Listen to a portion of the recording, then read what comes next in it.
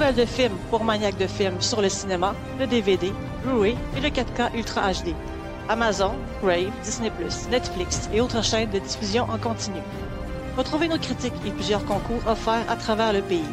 Mesdames et messieurs, bienvenue sur Cinémaniacs. Marie, tu as eu la chance, ou la malchance, mais tu as eu la chance de voir, avant tout le monde, la deuxième saison de The Secret Life of Mormon's Wives. Je ne sais pas si j'ai le titre de la bonne façon, parce que c'est... Oui, Secret Life of Mormon Wives. Et tu m'avais parlé de la saison 1, et il me semble que tu avais aimé ça. C'est comme un guilty pleasure de voir le problème ou les situations d'ailleurs de la reality TV. Là. Ben écoute, contrairement à toute attente, effectivement, le premier, j'avais trouvé ça assez divertissant. Ouais. Mais la deuxième saison, j'ai pu voir les 3 premiers épisodes et ça a été... je ne vais pas passer par 4 chemins, je l'ai défoncé. Vraiment, je ne comprends pas qu'est-ce qui s'est passé dans la production. Je sais que c'est la même façon de filmer, que c'est plus ou moins les mêmes bisbilles, mais il y a une ambiance qui est tellement lourde que j'ai visionné les 3 premiers épisodes, je ne continuerai pas à la regarder, la série. Du moins pas. Ah oui, tu avais accès aux 3 premiers épisodes seulement, c'est ça? Voilà, c'est ça. Okay. Mes 3 premiers épisodes, ça m'a... J'ai perdu 6 ans d'espérance de vie, Denis. Vraiment, j'ai pas compris du tout. Alors que ce type de divertissement, il y a quand même, comme je dis, la première saison, j'avais accroché. Ouais. Mais là, il y a, je sais, en fait, c'est pas que je sais pas, il s'est passé plusieurs choses dans la télé-réalité que je n'approuve absolument pas, que c'est contre mes valeurs à moi personnellement. C'est-à-dire, et puis surtout, la façon dont elle parle, il y a certains conflits aussi qui m'ont... Mais quand je dis c'est même pas sorti de mes gonds, j'ai failli vomir. Vraiment, j'ai failli vomir, ça m'a levé le cœur. J'ai pas su comprendre qu'est-ce qui va pas chez ces personnes. Il y en a deux, trois, si c'est pas toute la bande et leur famille qu'il faut absolument amener en thérapie, mais genre les clouer là. Il y a certaines... Alors, je ne sais pas si ça a quelque chose à voir avec la religion mormone ou c'est juste les personnes qui interprètent cette religion-là et qui la détournent, comme on peut voir très souvent. Ouais. Mais on dirait que dans cette saison-là, on est face à énormément de misogynie et c'est quand même assez surprenant vu que ce sont les protagonistes, ce sont les têtes d'affiche, ce sont des femmes. Ouais. Y a de la misogynie entre elles, mais surtout de la part de leur famille et de leur mari. J'ai été atterrée, vraiment atterrée, et surtout le discours que certaines femmes ont. On commence avec une d'entre elles. Déjà, leur nom, je les ai même plus en tête, mais on en a une qui dit « Ah, ça y est, ben voilà, genre, je viens de divorcer et pour fêter mon divorce, je viens de me faire refaire le corps. » Donc, voilà, des produits. Et mon Dieu, 23 ans, la meuf, 23 ans. J'ai divorcé, 23 ans, juste pour vous donner une petite idée, le cerveau humain est complètement formé à l'âge de 25 ans. Ouais. Comment est-ce que je veux dire, la vie misérable, pour moi, c'est des gens qui sont misérables, qui sont miséreux, parce que vraiment, c'est des conflits. Et puis surtout, on voit, je pense que il y a 2 choses qui m'ont vraiment énormément gênée dans cette série. Il y a un conflit avec, justement, on voit ce que c'est que de l'abus dans le couple de la part, il y en a une que c'est de la part de son mari qui avait selon moi pris la bonne décision, c'est-à-dire se séparer de son mari, malgré le fait qu'elle avait 2 enfants en bas âge, mais on le voit revenir de la façon la plus insidieuse et la plus dégueulasse possible, c'est-à-dire de dire, bon bah, maintenant, avec toi, ça va mieux. Maintenant, c'est avec tes amis que je dois aller voir si ça colle, parce qu'on sait toutes que, voilà, messieurs, au cas où vous ne le saviez pas, les amis, on est celles qui vont soit vous sauver, soit vous pas vous aider, en fait. Donc, voilà. Et puis lui, il dit, bah, effectivement, si je veux rester avec ma femme, il va falloir que j'aille parler à ses amis qui me détestent pour essayer d'enterrer la hache de guerre. Et si tu veux, ça l'effet complètement inverse, c'est-à-dire qu'il arrive à retourner un peu ses amis contre elle, et elle se trouve isolée. Et ça, pour moi, enfin, by the way, je ne sais pas si on va pouvoir mettre en barre de description, franchement, n'importe quel type d'abus, n'importe quel type de violence conjugale, Ça, c'est de l'abus. On n'est pas encore dans la violence. On a une violence psychologique, certainement. Cette femme vit énormément de violence psychologique de la part de son mari. Les meufs, si vous voyez ou vous reconnaissez des comportements comme ça chez votre partenaire ou chez le partenaire d'un être proche, faites quelque chose par pitié parce que ça ne finira pas bien, cette histoire. On a pu voir dans d'autres séries très connues qui s'appellent The Real Housewives of Beverly Hills. On a vu une femme qui vivait réellement une situation de violence conjugale. D'ailleurs, sa tête a été reprise pour un meme, ce que j'ai toujours trouvé très malaisant, parce que c'était une, vous savez, la fille la blonde qui gueule après un chat. Hein, et puis, c'est un meme qui est repris beaucoup sur Internet. Là, oui, comme ça. Là. Voilà, alors qu'elle était en détresse. Elle venait de revenir d'un recovery. Son mari lui avait brisé la mâchoire, en fait. Et son mari avait vraiment des problèmes et il a décidé de sauter la vie au final. Et donc, elle devait vivre avec le fardeau du fait que non seulement son mari l'a battue, elle a été abusée, lui a brisé les os, la mâchoire, le bras, enfin plein de choses, mais après elle doit vivre avec le fardeau, là il s'est ôté la vie, donc entre guillemets les gens ils ont pitié de son ex-mari. Bref, c'est un cercle d'abus et de violence qui était vicieux, donc on le voit, ça n'a été la réalité des couples malsains comme ça, des couples qui sont des femmes qui vivent de la violence et de l'abus physique et psychologique. Là, on est sur cette gamme-là. Regarde, là, ils ont une chaîne de TikTok, eux, qui est très populaire, apparemment. Oui, c'est ça, c'est Mom Talk. C'est toutes des babes, c'est toutes des pitounes. C'est des bimbos, ouais, c'est des petites bimbos, mais c'est ce qui est... Moi, ce que je trouve qui est très malaisant là-dedans, c'est que voilà, tu fais ce que tu veux de ta vie, tu aimes n'importe quel job que tu veux, tu as le lifestyle que tu veux, etc. Tu vis selon les préceptes que tu veux, les valeurs qui te sont propres. Ça, il n'y a pas de souci. Donc, je vais pas forcément leur taper dessus parce qu'elles ont 24 ans et qu'elles ont déjà une ribambelle de 4 gamins. Ça n'a rien à voir. C'est leur vie. Elles font ce qu'elles veulent, techniquement, entre guillemets, même si c'est des trucs, on va dire, encouragés dans cette communauté-là. Mais par contre, il y a quand même une limite à se dire qu'il faut faire comme elle. Il ne faut pas faire comme elle. Quand tu regardes, justement, voir ces 3 premiers épisodes de cette saison, ce sont des femmes qui sont extrêmement malheureuses dans leur vie. Je ne vois rien d'autre que du malheur, parce que vraiment, elles viennent, entre guillemets, excuse-moi du terme, toutes s'emmerder pour des niaiseries, vraiment, alors que elles ont, entre guillemets, tout pour être heureuses, et ce sont des personnes qui s'arrachent le spotlight, qui s'arrachent on va dire le piédestal de la meilleure personne, qui s'arrache vraiment c'est qui a la meilleure vie, le meilleur mari, le meilleur mari avec le meilleur travail, la meilleure maison, le meilleur ci, le meilleur ça. Enfin, c'est d'une tristesse infinie. C'est comme les Kardashians, mais version secte mormone. Je regarde pas ça. Mais par contre, comme je dis, il y a d'autres types de divertissements qui sont similaires, comme je disais justement, Real Housewives of Beverly Hills, Atlanta, Seattle, bref, il y a toute une franchise de ça. D'ailleurs, elles sont dans l'épisode de Vanderpump Villa, dans un des épisodes de Vanderpump Villa, qui est aussi sur Disney+, avec Lisa Vanderpump qui fait de la location de château, là. D'ailleurs, mais alors que Vanderpump Villa est divertissant, Secret Lives of Mormon Wives était extrêmement lourd et pas divertissant du tout. Justement, à un moment donné, il y a l'épisode qui m'a retourné le plus l'estomac, justement, c'est celle qu'on voit en premier sur la photo. Elle avait son mari, elle a 2 enfants, puis elle a divorcé, et ensuite elle a rencontré un autre homme avec qui elle a eu un bébé. Mais ils ne sont pas mariés, etc. Et puis, cet autre homme l'a trompée pendant toute sa grossesse, etc.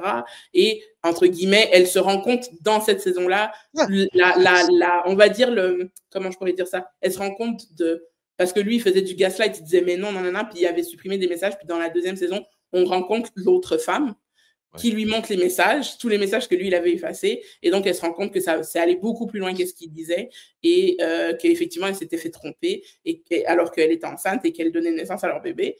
Et si tu veux, ce type-là, il est là en mode « je veux revenir avec toi », mais il agit comme un parfait connard.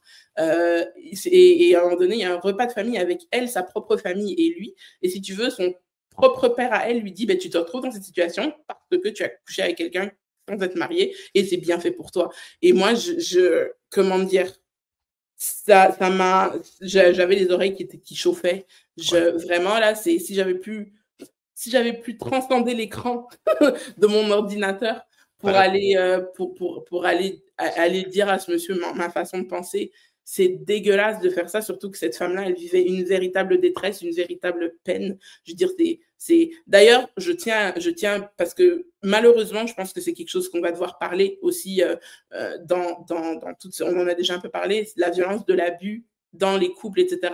Savez-vous que 65% des abus physiques violents envers les femmes commencent lors de leur grossesse par leur partenaire. C'est-à-dire que des hommes qui tapent sur les femmes enceintes, des hommes qui sont violents psychologiquement avec les femmes enceintes, 65% des abus de violence commencent avec des femmes enceintes. C'est terrible quand on y pense. Et puis justement, on voit toutes ces femmes qui sont tout le temps enceintes, tout le temps, et qui vivent des situations mais de folle dingo avec leur mec, de folle dingo avec leur famille. Et vraiment, je leur souhaite énormément de courage parce que moi, je serais elle, mais vraiment, en plus, elles se font de l'argent avec tout ce qu'elles font, là. Ouais. Il y en a même qui font, entre guillemets, puisqu'elles le disent, puis elles le montrent, là. Il y en a même une qui dit, genre, ouais, mon mari, il est un mec businessman, mais genre en mode, le gars, il fait genre quelque chose comme 200 000 par année ou je sais pas quoi, même plus. Elle dit, moi, je fais ça en une semaine. Prenez vos clics et vos claques, barrez-vous à New York, barrez-vous à LA, allez vivre votre meilleure vie, barrez-vous ailleurs. Faites votre vie ailleurs sans ces mecs qui vous méprisent, qui sont pas bien avec vous et qui vous font sentir pas bien. Et 200 000 par semaine. Je me lève chaque matin pour être réveillé. Mais le pire là-dedans, si tu veux, c'est que je suis assez choquée de voir que justement, quand on voit toutes les situations d'abus qu'il y a, c'est pas de l'abus physique. Quoique il y a eu à un moment donné une situation, une bagarre, donc il y a la police qui est venue dans un des épisodes. Mais quand on voit toutes ces situations d'abus, etc., je me demande comment est-ce que ça a flyé avec Hulu et Disney là, pour qu'ils publient ça. Je veux dire, moi, j'aurais vu ça en tant que productrice, j'aurais vu tout ce qu'il y a dans la boîte, j'aurais dit, soit j'aurais fait un autre montage, soit j'aurais dit, vous savez quoi, on va mettre la hache là-dedans pour cette année, on va tout refilmer, puis parce que vraiment, c'est pas possible, il y a vraiment des situations c'est même pas une question de genre, c'est toxique et tout, c'est vraiment des situations d'abus verbal, d'abus psychologique, et je comprends pas comment ils ont pu laisser faire ça, ils ont pu publier ça. Donc, je suis extrêmement déçue et dégoûtée par cette saison 2, même juste 3 épisodes. Ma pauvre amie Caro, que je salue, qui m'écoutait dire, mais c'est pas vrai. Le premier épisode, je me suis endormie plusieurs fois parce que ça avait du mal à démarrer, mais entre guillemets, quand ça a démarré, ça a mal démarré et ça m'a fait beaucoup de peine parce que ce sont des femmes qui se disent fortes, qui se disent de se soutenir entre elles, etc. Et de par leur entourage et de par leur partenaire, ça n'est pas possible. Et je trouve ça triste, extrêmement triste, et j'espère qu'elles se barreront toutes et qu'elles referont leur vie ailleurs. Donc ça, c'est pour moi. Écoute, si tu fais 200 000 par semaine, je pense que tu peux aller vivre où tu veux, avoir le conjoint ou la conjointe de ton choix et ne pas tolérer aucun abus de quoi que ce soit, puis dire, prends la porte, je fais mes affaires toute seule. 200 000 par semaine, ça me prend, je ne vais pas dire mon salaire, mais ça me prend plus qu'une semaine pour gagner ça. Ça n'a pas d'allure. Ah, tabarouette. Okay. Vraiment, on est sur un niveau de vie je veux dire, on ne comprend pas cette vie-là. Là. Puis, surtout, et quand je dis que ça vient toucher mes valeurs, c'est le fait que, voilà, ce sont des femmes qui ont beaucoup d'enfants. Il y a beaucoup d'enfants qui sont à la caméra. Il y a beaucoup d'enfants qui sont, je veux dire, face caméra, et c'est pas juste face caméra, c'est... Moi, j'ai toujours eu un problème, mais avec toutes les séries de télé-réalité qui ont fait ça, etc., pas juste cette série, hein, mais le fait de filmer la naissance d'un nouveau bébé et de mettre la caméra, toute la cam crew dans la face du bébé alors qu'il vient de sortir du ventre de sa mère et que, entre guillemets, le pauvre, il est pour rien, il ne sait pas dans quoi il vient de s'embarquer. Je veux dire, il y a quelque chose et surtout le fait que ces femmes il y a certains comportements et justement certaines choses qu'on peut voir non seulement entre elles, mais avec leur mari, etc. Ça, c'est des informations que je ne voudrais pas savoir sur mes propres parents, que je suis bien contente que toi et moi, nos parents n'ont pas participé à ce genre de dinguerie, parce que ça, c'est un autre... On vient de unlock un autre niveau de se faire intimider à l'école. Genre, c'est même pas une question de... Je veux dire, on a quand même dans la saison 1 une de ces femmes-là qui montre à ses amis sa vaginoplastie, même si c'est flouté en bas.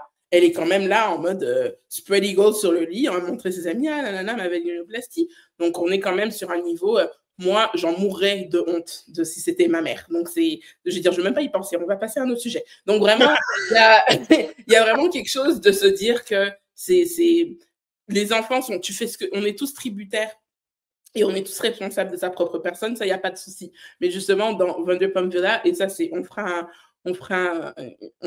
une critique de ça. Dans Vanderpump Villa, chacun est responsable de sa propre personne. Il n'y a pas d'enfants qui sont impliqués là-dedans. C'est des gens seuls qui font leurs propres bêtises, leurs propres conneries, et ça leur tombe proprement dessus. Il n'y a pas leur partenaire à l'écran, il n'y a pas des enfants à l'écran, et c'est mieux comme ça. Je préfère ce type de divertissement-là parce que justement, là, je trouve que ça touche trop à la famille. Et je trouve que jusqu'à un certain point, tu ne peux pas faire du contenu qui est, je veux dire, parce que Disney+, c'est le monde entier. C'est pas juste, tu sais, quand tu es influenceur et tout, tu risques d'avoir une certaine niche. Je veux dire, ça se peut que ça se rende à Tokyo ou je sais pas quoi, mais en définitive, ça va rester dans ta niche, dans ton cercle de localisation dans ton pays, quoi. Ça va pas sortir forcément. Oui, ça peut sortir un peu, mais pas forcément. Là, tout le monde va voir ça. Tout le monde va voir que ton mari te parle pas bien. Tout le monde va voir que ta famille te traite de PUTE. Tout le monde va voir que tout le monde va voir ça. Tout le monde. Et je veux dire, c'est déjà, tu vois comment ces femmes réagissent. Elles pleurent, ça leur fait du mal. Je suis atterrée pour elles. Vraiment, cette saison 2, ils auraient pu appeler ça Antéchrist. Je veux dire, pour moi, ça fait partie d'un des cercles d'enfer de Dante. Tu dois vivre ça. Tu dois vivre ça au quotidien, genre. C'est sûr. Alors, je serais extrêmement sévère envers ce début de série, même si je m'en fous si ça se résolue à la fin de la saison 2, ça se résolvera probablement jamais ce qu'elles vivent, mais je serais extrêmement sévère. Denis, je vais donner la plus mauvaise note que j'ai donnée de l'histoire des notes que j'ai données. Je lui donne un 0.05. 0.5. Oui, 0.5. OK. Ouais. Même pas un demi-point. Voilà. Okay. C'est la pire chose qui me soit arrivée. Et qui, d'après toi, regarde ça? Et on parle de quelqu'un qui vient de qui vient de faire un séjour de 1 mois à l'hôpital. C'est la pire chose qui me soit arrivée cette année, en vrai, de voir cette série. Mais qui regarde ça, d'après toi? Qui regarde ça? Alors, ils vont probablement... Le vieux monsieur cochon qui veut se casser l'œil? La première saison, puis tu sais, je te l'avais dit, là. Ouais. Je te l'avais dit comme, je la veux quand tu m'as... On propose ça, je te l'avais dit, je la veux. J'avais tellement aimé la première saison parce que c'était quand même c'était du divertissement, mais c'était quand même assez bon enfant, c'est quand même assez marrant. Là, on rentre dans je veux dire, ils vont probablement attirer les gens comme moi, qui ont aimé la saison 1, mais ils vont les perdre très rapidement. Ouais. Je ne supporterai pas que ce truc-là ait énormément d'audience parce qu'il faut pas regarder des trucs comme ça où les femmes sont maltraitées et abusées psychologiquement. Faut pas. Je comprends pas comment c'est possible que... Je veux dire, si c'était Made in Québec, ça ne serait pas sorti. Et si c'était sorti, ça aurait fait comme il y a 2 ans à Occupation Double, là, quand il y en a juste 2 qui se sont mis sur le dos d'un seul, comme tout le monde les aurait lâchés. Donc, je ne peux pas comprendre comment est-ce qu'on peut créer ce genre avec tous les films qui se font pas, avec toutes les séries qui se font pas. Je ne comprends pas comment... Oui, je sais, elles ont l'argent pour le faire. Puis pour non. Ce que je veux dire, c'est que visuellement, elles vont attirer des yeux de gars qui sont... Non, mais tu ne justifies... Je suis désolée, Denis, tu ne peux pas juste... Je sais qu'il y a du contenu qui est fait pour tout le monde, mais tu ne peux pas justifier à ta femme pourquoi tu regardes ça. Non, ça c'est sûr. C'est comme tu ne peux pas justifier à ta femme pourquoi tu regardes ça. Secret Lives of Mormon Wives, ça sonne déjà comme un porno. Je veux dire, il faut arrêter là. C'est pas... Mais franchement, je pense qu'ils vont attirer le monde qui a aimé la saison 1, mais qu'ils vont perdre très vite. Je ne souhaite pas le succès de cette saison, comme je dis, pour les raisons que j'ai nommées plus tôt. Et j'espère que ces femmes sont suivies psychologiquement, réellement, et qu'elles vont pouvoir trouver les ressources pour changer de vie. Voilà. Ben, merci beaucoup, Marie. Au moins, tu as été honnête dans ta critique. Tu n'as pas juste dit le monde il est beau, le monde il est fin. Tu as dit ce que tu pensais. Puis ça, c'est juste les 3 premiers épisodes de la saison 2. Peut-être que ça s'améliore après. Je ne veux rien savoir. Je ne serais pas surpris qu'à un moment donné, tu prennes le temps de retourner écouter les autres épisodes. Je ne serais pas surpris. Et on a beaucoup de trucs à faire en vrai prochainement. Donc, en avion, là, lorsque tu vas partir en voyage, là? Non, faut pas regarder ça dans l'avion. Hein. Ça, c'est un truc genre Joe, il va te voir, il va faire ah toi, t'écoutes ça, on va couler ton avion, on va le faire exploser. Voilà. C'est pas possible. Voilà. Donc franchement, Marie, franchement, je vous dis, on va cesser là-dessus. épargnez-vous une perte de temps. Voilà. OK. Ça, c'était les 3 premiers épisodes de la saison 2 de The Secret Lives of Mormon Wives. Je ne sais pas c'est pour qui. Ça n'a pas l'air d'être pour moi. Ça n'a pas l'air d'être pour Marie. Ça n'a pas l'air d'être pour grand monde. Mais ça doit être comme de la porn. Il n'y a personne qui regarde ça, mais ils font bien de l'argent. Ah! Voilà, c'est ça. On cesse là-dessus, Marie. On se reparle très bientôt. Attention à toi. Merci beaucoup d'avoir fait la critique. Merci. Bye bye.